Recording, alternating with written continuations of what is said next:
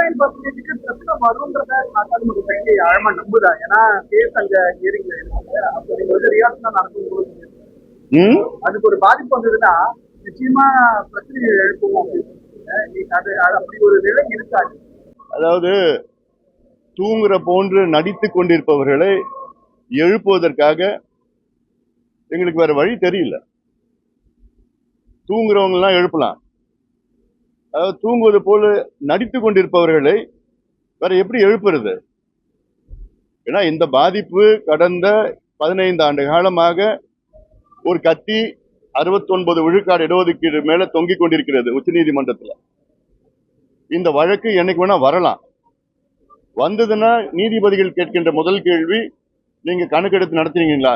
கணக்கு இருக்கா? தமிழ்நாட்டில் 69 விழுக்காடு மக்கள் பட்டியலினத்தை சார்ந்தவர்கள், பழங்குடி மக்கள், மிகவும் பிற்படுத்தப்பட்ட மக்கள் இருக்கிறார்களா என்று கணக்கு வேணும். நம்ம கிட்ட கணக்கு கிடையாது. 1931 கணக்கு வச்சிட்டு இருக்கிறோம்.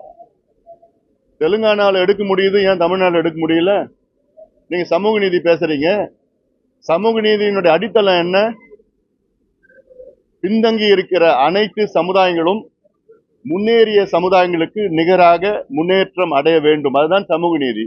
அப்போ நீங்க பின்தங்கிய மக்கள், எந்த மக்கள் யார் எந்த அளவுக்கு பின்தங்கி இருக்கிறாங்கன்னு உங்களுக்கு கணக்கு எங்க இருக்கு?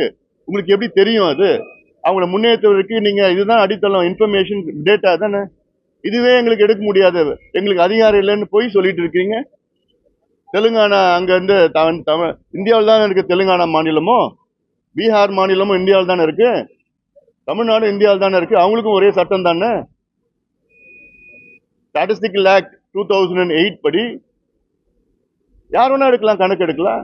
நாங்க என்ன சென்சஸா கேட்கிறோம்? உங்ககிட்ட சர்வே தானே கேட்கிறோம்.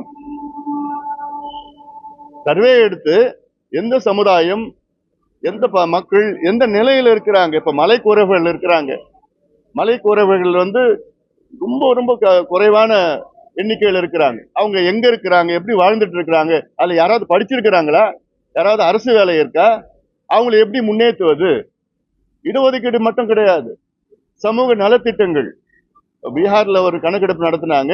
அதுல வந்து 6000 ரூபாய்க்கு குறைவான வருமானம் பெற்ற கிட்டத்தட்ட ஒரு 2.25 லட்சம் குடும்பங்கள் கண்டுபிடிச்சிருக்கிறாங்க.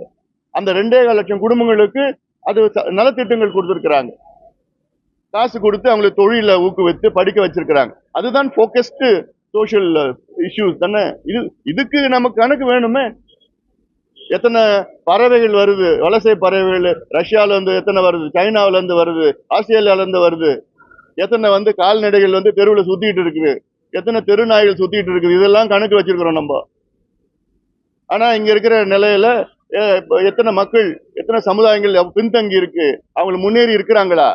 இவ்வளவு காலமா இடஒதுக்கீடு பெற்ற சமுதாயங்கள் அவங்க என்ன நிலையில இருக்கிறாங்கன்னு அதை தெரிஞ்சுக்கிறது கூட முதலமைச்சருக்கு மனசு இல்ல. பின்ன சமூக நீதி பத்தி பேச முதலமைச்சருக்கு தகுதி கிடையாது. அப்போ வார்த்தைக்கு வார்த்தை நாங்க தந்தை பெரியாருடைய வாரிசு, சமூக நீதி எங்க உயிர் மூச்சுன்னு பேசினா, வசனம் பேசினா போதாது. கணக்கெடுப்பு நடத்துங்க. தெலுங்கானால நடத்திருக்காங்க, எடுத்து யார் யார் எந்த நிலையில இருக்கிறாங்க. எங்களுடைய கோரிக்கை என்னன்னா 100 விழுக்காடு இடஒதுக்கீடு கொடுத்துட்டு போங்க. ஒரு பக்கம் மக்கள் தொகை எடுங்க, இன்னொரு பக்கம் சமூக பின்தங்கிய நிலை எடுங்க. எல்லாத்துக்கும் கொடுங்க. பிராமணருக்கு கொடுங்க, ரெட்டியாருக்கு கொடுங்க, நாயுடுவுக்கு கொடுங்க, எல்லாத்துக்கும் கொடுத்துட்டு போங்க. பட்டியலினத்தை சார்ந்தவர்களுக்கு இன்னைக்கு தமிழ்நாட்டில் 18 விழுக்காடு இடஒதுக்கீடு. ஆனா அங்க மக்கள் தொகை, அவங்க மக்கள் தொகை 22 விழுக்காடு. அவங்க உயர்த்திட்டு போங்க. இதுதான் எங்களுடைய கோரிக்கை. இதை செய்ய முடியாது. அதாவது சட்டமன்றத்துல பொய் சொல்ற முதலமைச்சர் எங்கேயா பார்த்திருக்கீங்களா? சொல்றாரு முதலமைச்சர் சட்டமன்றத்துல பீகார்ல கணக்கெடுப்பு நடத்துறது வந்து பீகார் உயர்நீதிமன்றம் தடை செஞ்சிருக்கிறாங்க. இது எவ்வளவு தவறான ஒரு செய்தி, தவறான கருத்து, இது பொய்யான கருத்து. பீகார் உயர்நீதிமன்றம் பீகார் மாநிலத்தில் ஜாதிவாரி கணக்கெடுப்பு நடத்தியதை தடை செய்யல. நடத்தி அதில் இடஒதுக்கீட்டை உயர்த்தியது, அதை வந்து தற்காலிகமா தடை பண்ணியிருக்கிறாங்க. அவ்வளவுதான். கணக்கெடுப்பை தடை பண்ணல. ஆனா முதலமைச்சர் கணக்கெடுப்பை தடை பண்ணிட்டாங்கன்னு சட்டமன்றத்துல பேசுறாரு.